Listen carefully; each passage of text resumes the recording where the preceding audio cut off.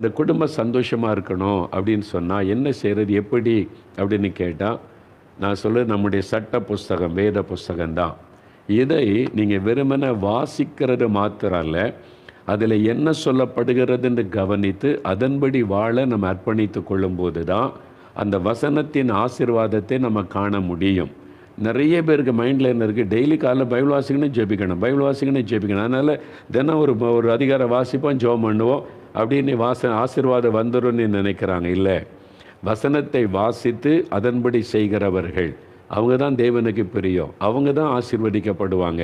சும்மா வசனத்தை வாசித்து ஜெபிச்சிட்டா போதாது. எதுக்கு ஆண்டவர் இதை எழுதி கொடுத்தார்? இதை வாசித்து அறிந்து அதன்படி வாழ நம்ம அர்ப்பணித்து கொள்ளணும். அப்போ ஒரு குடும்பம்னு வந்தால் கணவன் மனைவி, பெற்றோர் பிள்ளைகள், மாமியார் மருமகள், அப்படி பல உறவுகள் இருக்கிறதில்ல, எல்லாவற்றை பற்றி பைபிளில் இருக்குது. அப்போ வசனத்தில் என்ன சொல்லப்பட்டிருக்கிறது, வசனத்துக்கு நேராக நம்ம திரும்பணும். இதில் கணவன் மனைவி குறித்து பைபிளில் என்ன எழுதியிருக்குது பாருங்கள். முதல்ல எபேசியர் 5:22 மனைவிகளே கர்த்தருக்கு கீழ்ப்படுகிறது போல உங்கள் சொந்த புருஷருக்கு கீழ்ப்படியுங்கள். அதே மாதிரி 25 புருஷர்களே உங்களுடைய மனைவிகளில் அன்பு கூறுங்கள்.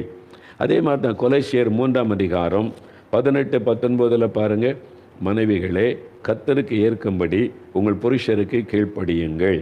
புருஷர்களே உங்களுடைய மனைவிகளில் அன்பு கூறுங்கள், அவர்களை கசந்து கொள்ளாதிருங்கள். கீழே பார்த்தோன்னா பிள்ளைகள், பெற்றோர்கள் எல்லாருக்குமே வசனம் சொல்லுகிறாரு.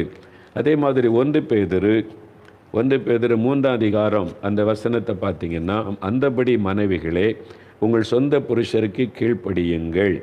அது மாதிரி 7 புருஷர்களே மனைவிகளிடத்தில் நீங்கள் அவங்களுக்கு அன்பு கூர்ந்து செய்ய வேண்டிய கனத்தை செய்யுங்கள்.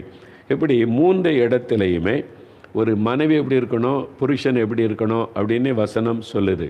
முதல்ல இந்த 2 பேரை தான் தியானிக்க போகிறோம். இந்த 3 இடத்துல நீங்கள் கவனித்து பார்த்தா எனக்கு ஆச்சரியத்தை உண்டாக்கின ஒரு காரியம், இந்த 3 பகுதியிலையுமே முதலாவது ஆலோசனை மனைவிமாருக்கு தான் சொல்லப்படுகிறது.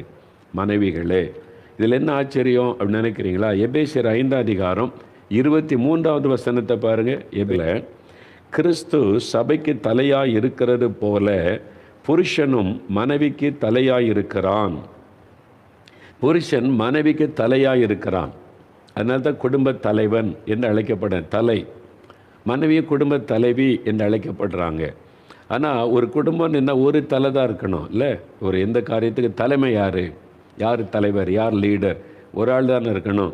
இந்த 2 இருந்தாலே குழப்பம்தான். இங்கே வசனம் என்ன சொல்லுது, மனைவிக்கு புருஷன் தான் தலையாக இருக்கிறான் என்று சொல்லப்படுது.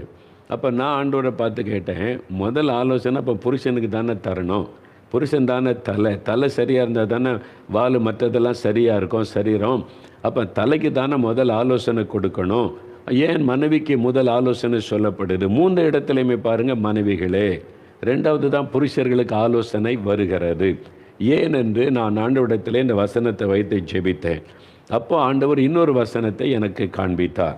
அந்த வசனத்தை பாருங்களேன். நீதிமொழிகள் 14 எடுங்க. புத்தி உள்ள ஸ்திரீ தன் வீட்டை கட்டுகிறாள், புத்தி இல்லாத ஸ்திரீயோ தன் கைகளினால் அதை இடித்து போடுகிறாள்.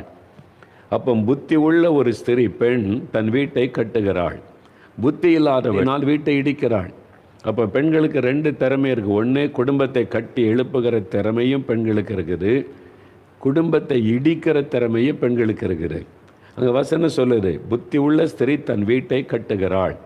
அப்போ ஒரு குடும்பம் கட்டப்படுவதில் கணவனுக்கும் பொறுப்பு இருக்குது, மனைவிக்கும் பொறுப்பு இருக்குது. ஆனால் பெண்களுக்கு தான் அதிகமான பொறுப்பு இருக்கிறது என்பதை வேத வசனத்தின் மூலம் நாம் அறிந்து கொள்ளுகிறோம். அதனால தான் பெண்கள் தான் புத்தியோட ஞானத்தோடு நடந்து குடும்பத்தை கட்டி எழுப்ப வேண்டும். அதனால தான் மனைவிமார்களுக்கு முதல் ஆலோசனை சொல்லப்படுகிறதை நம்ம வேதத்தில் பார்க்கிறோம். ஏன்னா ஆண்டவர் பாருங்கள், பெண்களை உண்டாக்குனதில் ஒரு சிறப்பு உண்டு. நல்லா கவனிங்க. ஆண்களை உண்டாக்குனதுக்கு தேவன் ஒரு நோக்கம் உண்டு.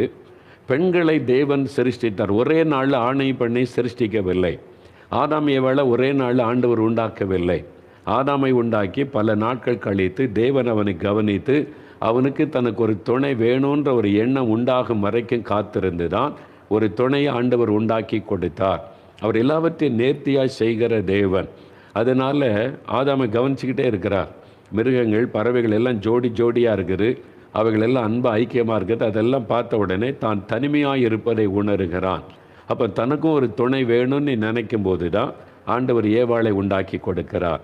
அப்போ வசனம் சொல்லுகிறது, ஆதியாகமம் 2:18 மனிதன் தனிமையாக இருப்பது நல்லது அல்ல, அவனுக்கு ஏற்ற துணையை உண்டாக்குவோம் அப்படின்னு சொல்லி தான் ஆண்டவர் பெண்ணை உண்டாக்கி